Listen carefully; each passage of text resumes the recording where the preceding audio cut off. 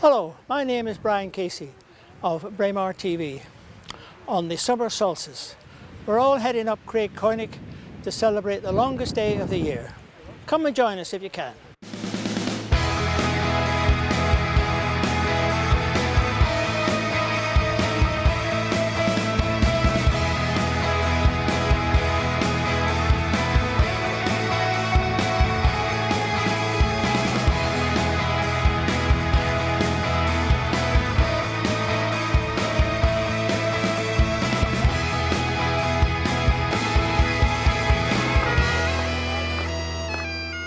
Two very different countries and cultures, but the bagpipes inspire dancing whoever you are.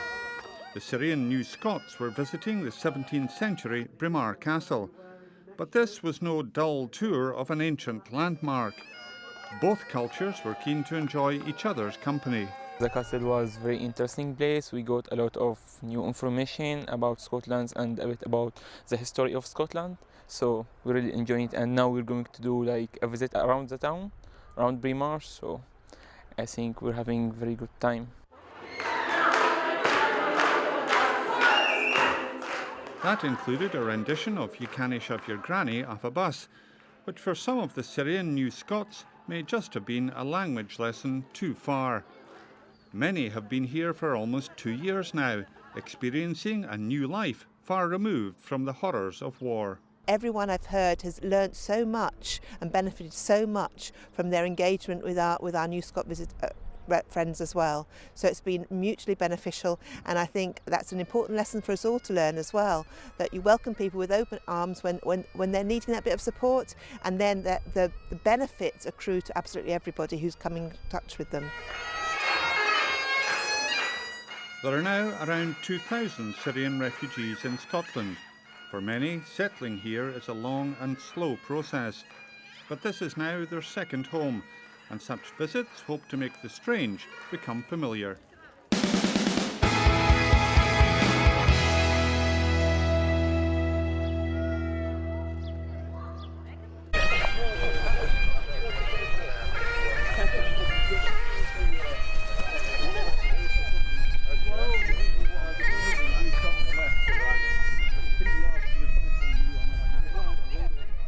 If you haven't visited before, it's a lovely setting to unwind and chat, and we'll try and do the prize giving at about 8 o'clock, so then you can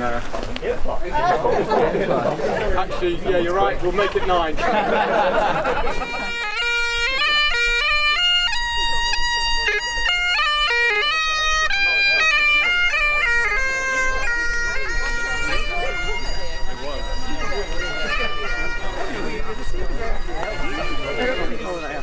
Three, 2, 1, go!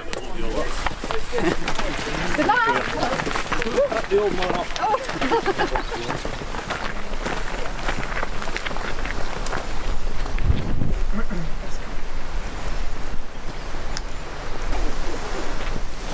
Well done.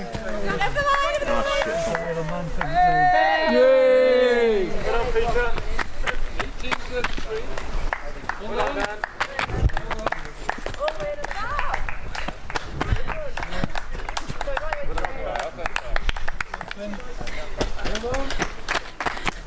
I'm Joe Wright. We're at Braemar Castle, next to Creag Choinnich Hill, from D-Side Runners. And today is the annual hill race. Annual hill race, yep. And you were the winner. Yep. Is it one of the age categories? It's the senior men age category. Excellent. And what was your time? 18 minutes and 19 seconds, I think. Exactly. Yeah. And how did you find it today? It's probably a cold day as well. Yeah, cold, really tough going up the hill actually. It was really steep, almost vertical. Walked up the hill. I was second to the top. I think Peter Henry was first. And then I thrashed at him on the descent, kind of like went really quick. And yeah, managed to get down in one piece. Yeah. Yes, it is quite steep I think on certain parts coming down there. Yeah, really particularly steep. towards the finish? Yeah, really steep towards the finish. And rocky and dangerous kind of. Have you done this race before? Never before, no. So this is your first time? First time, first time to top of Creag Choinnich as well. And do you think you'll be back? Yeah, Probably next year, yeah. Hasn't completely put you off then? No, not yet. Excellent, thanks very much. Yeah.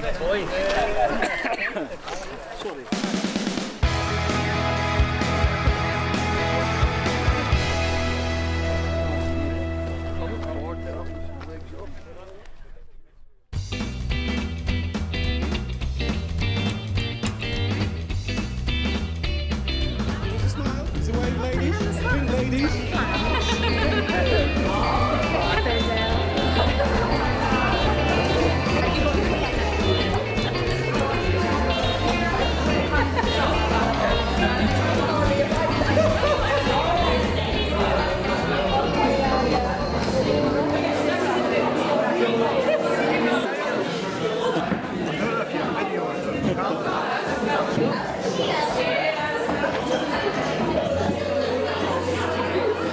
Thank you very much.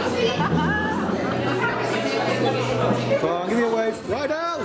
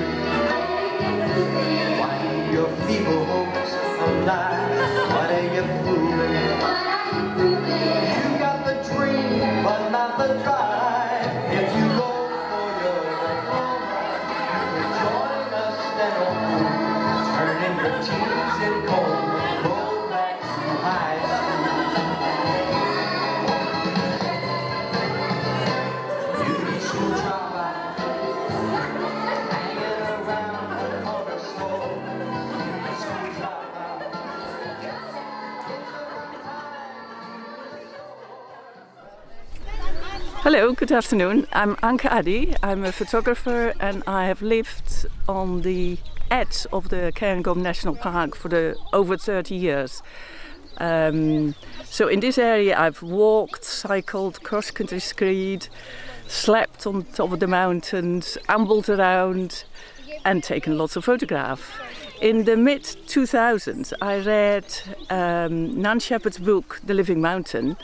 And one thing that really struck me in her writing, that she described the struggle between water and frost and how these two elemental forces change. So these words really resonated with me.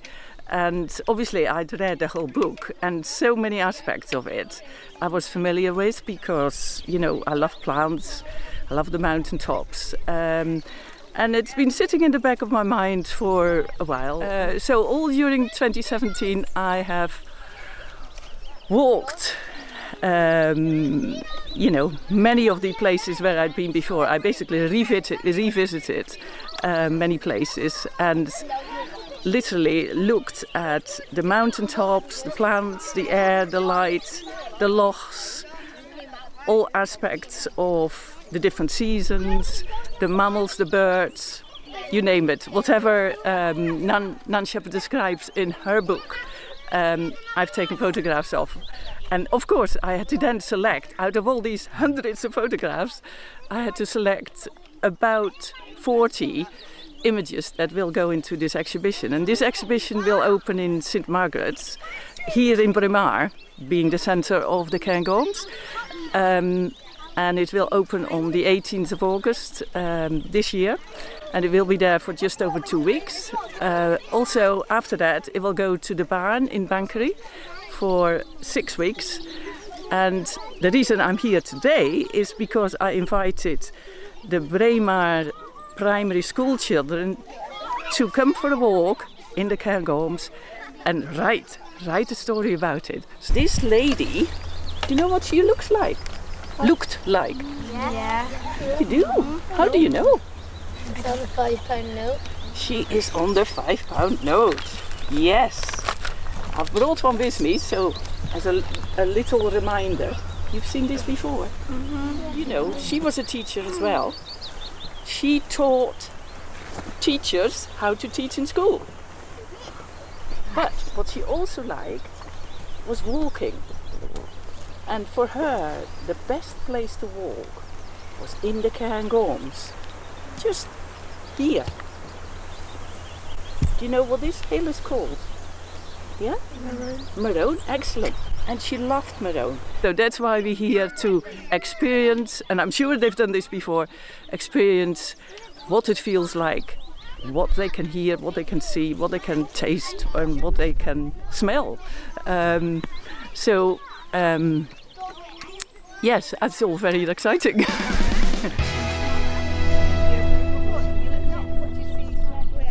Hello, I'm Cavan, and this is Ellie. And we're at Castleton Hall in Braemar doing a ceilidh.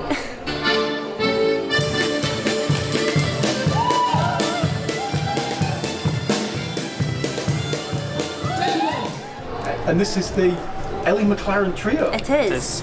Is that a new project, or is it something you've been doing for a while? We've done a couple of gigs together as a trio, but we kind of just do this together for the fun of it. For the fun of it. Yeah.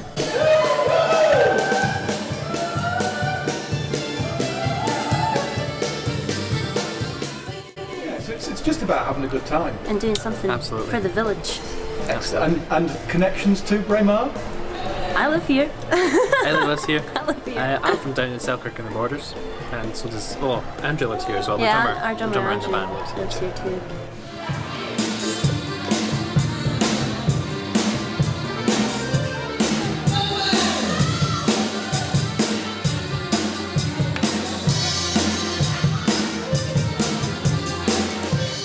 Are you enjoying tonight so far? Yeah. I think it's a lovely crowd. They're definitely up for dancing, which is great. What sort of things have you got planned then for the next coming months? Any other events or anything happening? We've got a couple of gigs, weddings and birthday parties and We have things like that. we have a gig on the 30th of June in Mar Lodge, and that's a wedding. And we have another gig on the 29th, just the day in before. Huntly. In Huntly. And that's a birthday party. And we also have a gig in Peter Cooter the night of Braemar Games. So we'll get to see the games in the morning and then rush off for another birthday party. Busy day. Yeah. Busy day indeed. But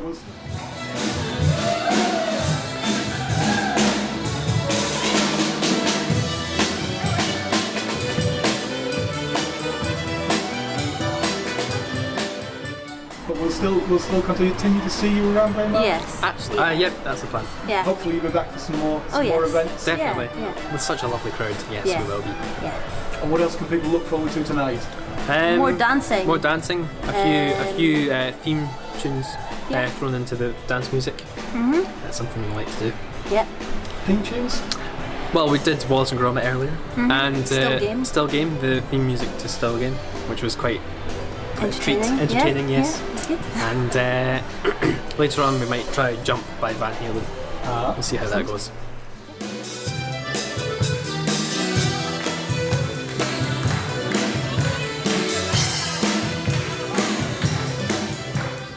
Excellent. You've enjoyed it so far? Yeah. Definitely, yeah. It's been It's a lovely place, nice wee hall to play in. Yeah.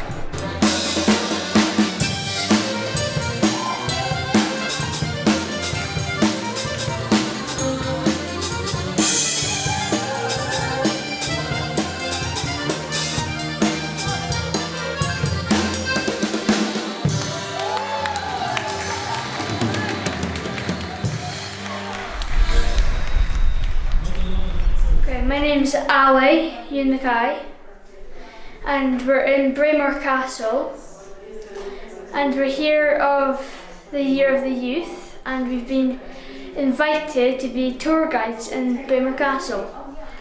Welcome to the exhibition room. My name's Fern, I'll be your tour guide for this.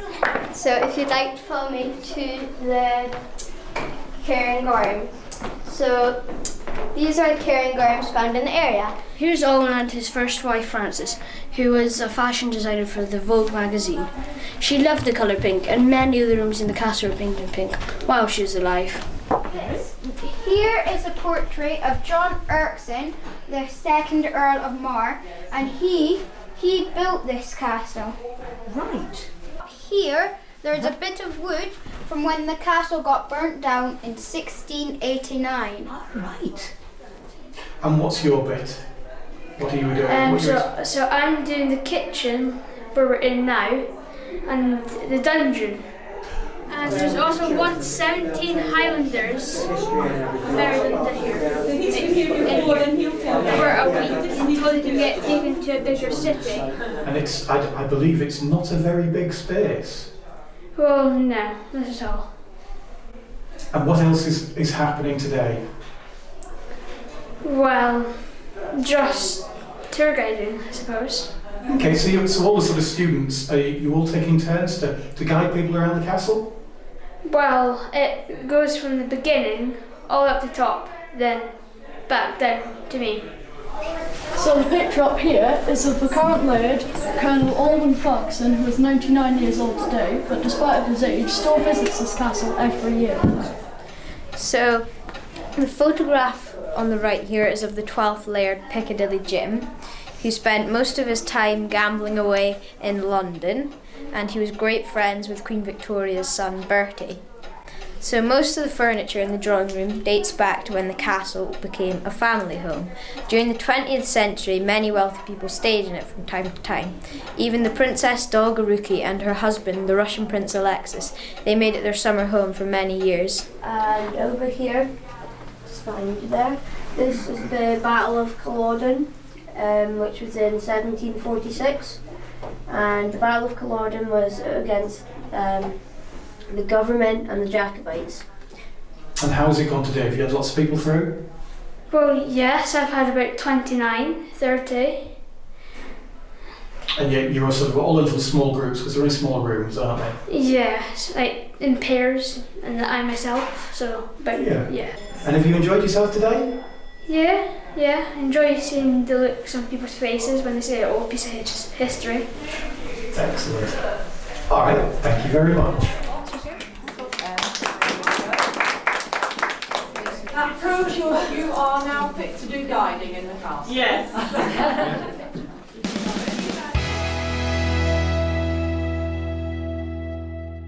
I remember I was in the bar, and there was a few guys just arrived on block, and before you could do anything, they were away with you. And Donald Ewan, you know him, Donald Ewan was a joiner, and he had the kerty, and they put me on the kerty, as they did to every unfortunate would-be husband. Well, they just with a fool, they just blackened you.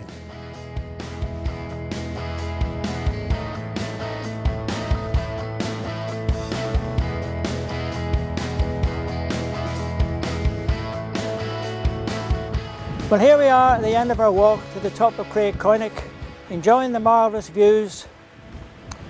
The sun is descending slowly below the hill. Until the next time, goodbye.